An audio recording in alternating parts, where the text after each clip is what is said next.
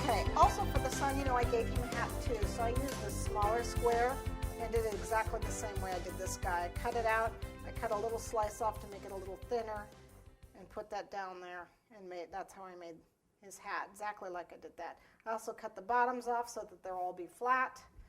When they come out of the oven, I will cut them again to make sure they're flat with a sharp knife or my pizza cutter. As soon as they come out, I'll make sure I'll do another cut. If they aren't flat, you know, they're going to have a hard time standing. So although I'm going to have little things behind them to help them stand. You can see I also did the trees. Now this cutter has a normal slant, but I didn't want them both slanting that way. So when I cut the second one, I just kind of moved it so it looks straight. Just moved the cookie and then baked it. Okay, and then I baked the presents too. Okay, and then I baked some supports. Supports are just squares or rectangles that you cut a diagonal and then you have a support behind them. You'll see them when we get to that part. The one thing I did notice though is that her bottom is a little, not quite even down there. So since she's already cooled, that's when I use a serrated knife to cut my cookies. Okay, so I'm going to go ahead and just cut her a little flat bottom, just like so.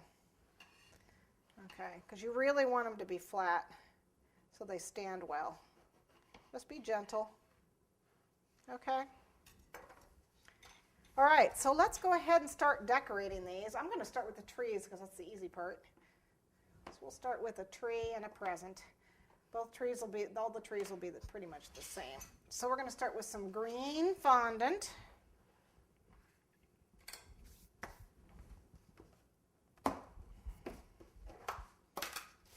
This is already colored, it makes it easier on me. And we'll still need our cutters. Just trying to get the crumbs out. With crumbs and everything. Okay, a little bit of shortening.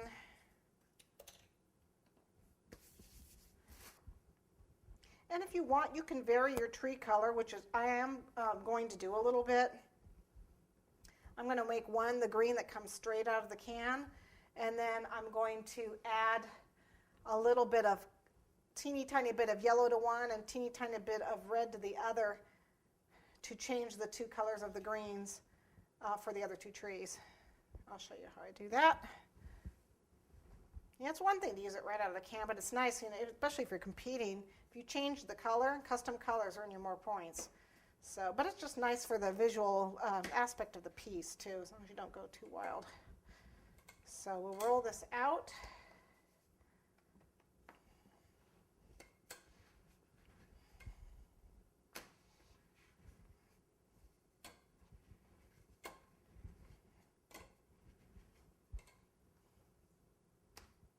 It's a little sticky. We're having a very humid day here, which is the enemy of cookies, so hopefully nobody's going to break on me. Actually, I'm going to probably coat them with chocolate on the back because I am worried about them breaking. It's humid. Okay, so nice and thin. I love this cutter. I just got that cutter. Okay, a little bit of water on my piece.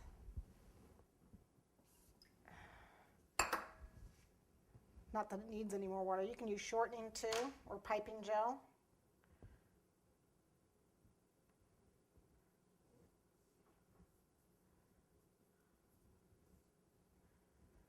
Okay, and then we're going to use our tool, one of our tools. You can use a toothpick, use a veiner to give me some,